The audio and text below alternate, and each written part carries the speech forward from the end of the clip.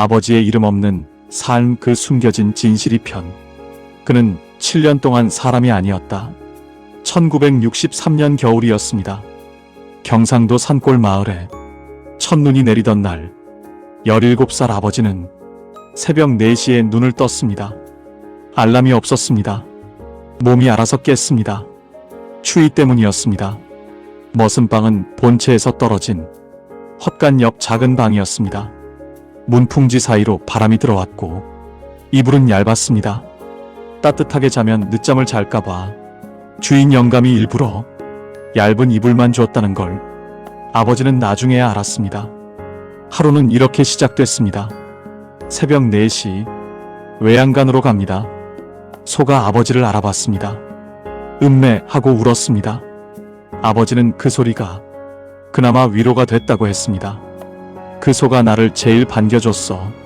사람들보다 소죽을 끓입니다. 물을 기릅니다. 장작을 팹니다. 손이 텄습니다. 겨울이면 손등이 갈라져서 피가 났습니다.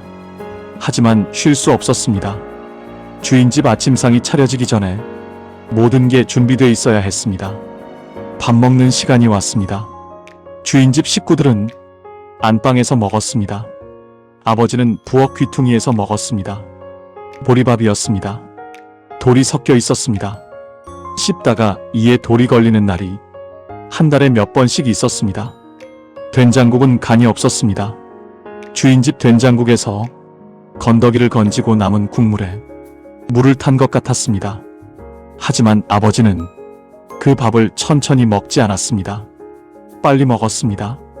왜냐고 물었더니 아버지가 말했습니다. 천천히 먹으면 생각이 나거든. 집 생각, 어머니 생각. 그러면 밥이 안 넘어가. 그러니까 그냥 빨리 먹어버리는 기라. 점심은 없는 날이 많았습니다.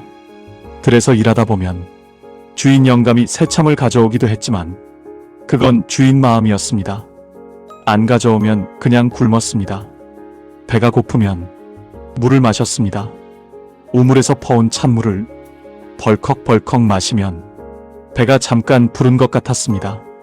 잠깐이었지만 그 잠깐이 소중했습니다. 일은 끝이 없었습니다. 봄에는 논밭을 갈았습니다. 여름에는 김을 맸습니다. 가을에는 추수를 했습니다. 겨울에는 뗄나무를 했습니다. 사계절 내내 쉬는 날이 없었습니다. 비가 와도 일했습니다. 삭신이 쑤셔도 일했습니다. 한 번은 몸살이 심하게 났습니다. 온몸이 불덩이 같았습니다. 그래도 새벽에 일어났습니다. 외양간에 가다가 쓰러졌습니다. 주인 영감이 나왔습니다. 아버지는 잠깐 기대했습니다. 괜찮냐고 물어봐 줄 것 같았습니다. 주인 영감이 말했습니다. 소죽은 끓였나? 그 말을 저한테 해줄 때 아버지는 웃었습니다. 허허 웃었습니다. 저는 웃을 수가 없었습니다. 17살 아이가 불덩이 같은 몸으로 쓰러졌는데 첫마디가 소죽이라니. 그 순간 아버지 눈에 눈물 같은 게 스쳤습니다. 금방 사라졌지만 저는 봤습니다. 가장 힘든 건 몸이 아니었습니다. 아버지가 말했습니다. 이름이 없는 기라. 처음엔 무슨 말인지 몰랐습니다. 아버지가 설명했습니다. 주인 영감이 나를 한 번도 이름으로 안 불렀어. 맨날 야아꺼 이놈아. 주인 마님도 마찬가지고 아들놈들도 나한테 머스마 머스마 했어. 나는 거기서 3년을 살았는데 내 이름을 아는 사람이 아무도 없었어. 3년이었습니다. 1000일이 넘는 시간 동안 아무도 그를 박순만이라고 부르지 않았습니다. 이름이 없다는 게 어떤 느낌인지 생각해 보신 적 있으십니까? 아침에 눈을 뜹니다. 하루 종일 일합니다. 밥을 먹습니다. 잠을 잡니다. 하지만 그 하루 동안 단 한 번도 내 이름이 불리지 않습니다. 나는 야입니다. 나는 거기입니다. 나는 머슴입니다. 박순만은 없습니다. 그 사람은 어디 갔습니까? 주인 집에는 아들이 셋 있었습니다. 큰아들은 아버지와 나이가 비슷했습니다. 그 큰아들이 읍내 학교를 다녔습니다. 아침이면 책가방을 들고 나갔습니다. 아버지는 그 뒷모습을 봤습니다. 가방이 부러운 게 아니었습니다. 학교가 부러운 게 아니었습니다. 저 사람은 이름이 있겠구나. 선생님이 이름을 부르고 친구들이 이름을 부르고 세상이 저 사람의 이름을 알겠구나. 그게 부러웠습니다. 밤이 됐습니다. 밤 10시가 넘어야 하루 일이 끝났습니다. 머슴방으로 돌아옵니다. 방은 좁았습니다. 어른 하나 누우면 꽉 찼습니다. 천장이 낮아서 일어나다 머리를 박은 게 한두 번이 아니었습니다. 벽에는 곰팡이가 피었습니다. 장마철이면 바닥이 눅눅했습니다. 아버지는 그 방에서 혼자 누웠습니다. 몸이 아팠습니다. 손등이 갈라진 곳이 욱신거렸습니다. 허리가 끊어질 것 같았습니다. 하지만 그게 문제가 아니었습니다. 고요한 밤에 들려오는 소리가 있었습니다. 본체에서 들리는 소리였습니다. 주인 영감이 웃는 소리, 마님이 아이들 부르는 소리, 복동아, 밥 먹어라. 영수야, 이리 와봐라. 이름이 불렸습니다. 사랑이 담긴 목소리로 이름이 불렸습니다. 아버지는 천장을 봤습니다. 아무 생각도 안 하려고 했습니다. 하지만 어머니 목소리가 났습니다. 머릿속에서 순만아, 딱 그 한마디였습니다. 아버지는 이불을 뒤집어 썼습니다. 서름이 올라올 때 아버지만의 방법이 있었습니다. 이불 속에서 입을 꽉 다물었습니다. 소리가 나면 안 됐습니다. 주인 집에 들리면 안 됐습니다.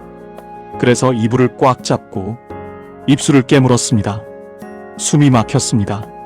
그래도 참았습니다. 머슴이 운다는 소리 들으면 안 되니까. 그러면 무시당하니까. 그러면 더 힘드니까. 한 번은 제가 물었습니다. 아버지, 그때 도망가고 싶지 않으셨어요? 아버지가 잠시 생각했습니다. 도망가면 어디 가노? 집에 가면 동생들 굶는다. 다른 머슴 자리 가도 마찬가지고 어디 가도 머슴은 머슴이야. 그러다 아버지가 말을 이었습니다. 근데 있잖아. 도망가고 싶은 게 아니고 사라지고 싶은 날이 있었어. 저는 가슴이 서늘했습니다. 그냥 내가 없어지면 어떨까? 이 세상에서. 그런 생각. 아버지는 담담하게 말했습니다. 마치 날씨 얘기하듯이. 그 담담함이 더 무서웠습니다. 그 말을 듣고 나서 저는 한동안 멍했습니다.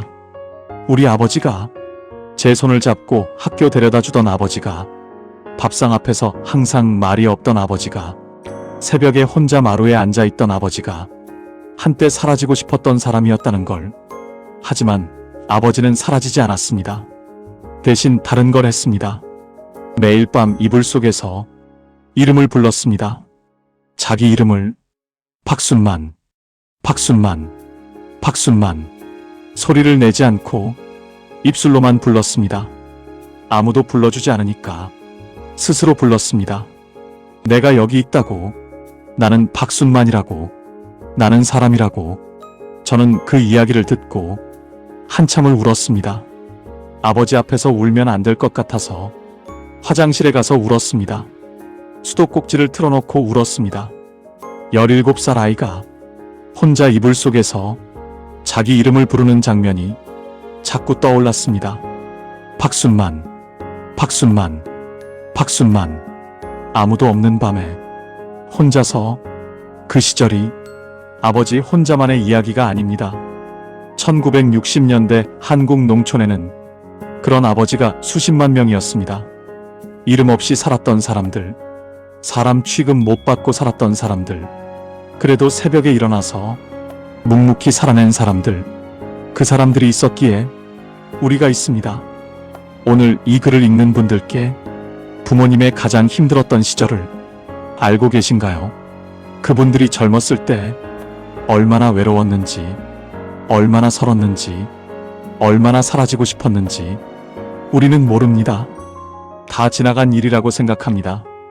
하지만 그 상처들이 다 지나간 게 아닐 수도 있습니다. 지금도 그분들 가슴 어딘가에 조용히 남아있을 수도 있습니다. 오늘 부모님께 전화 한 통 하신다면 안부 말고 이걸 물어봐 주세요. 어머니, 젊었을 때 제일 힘드셨던 게 뭐예요? 아버지, 그때 외롭지 않으셨어요? 처음엔 손사래를 치실 겁니다. 별거 없어. 다 옛날 일인데. 그래도 기다려주세요. 그 침묵 뒤에 하실 말씀이 있으실 겁니다. 평생 못하신 말씀이 거기 있을 겁니다. 우리 아버지는 평생 자기 이름을 제대로 불려본 적이 없다고 했습니다. 그래서 저는 아버지를 부를 때 꼭 이렇게 부릅니다. 이름으로. 박순만 씨, 밥 드세요. 아버지가 멋쩍게 웃습니다. 야, 이 녀석이. 하지만 그 웃음이 좋습니다. 그 웃음 안에 17살 아이가 있는 것 같아서 이불 속에서 혼자 자기 이름을 부르던 그 아이가 드디어 이름을 불려서 좋아하는 것 같아서 아버지, 박순만 씨, 당신은 사람이었습니다. 처음부터 끝까지 당신은 사람이었습니다.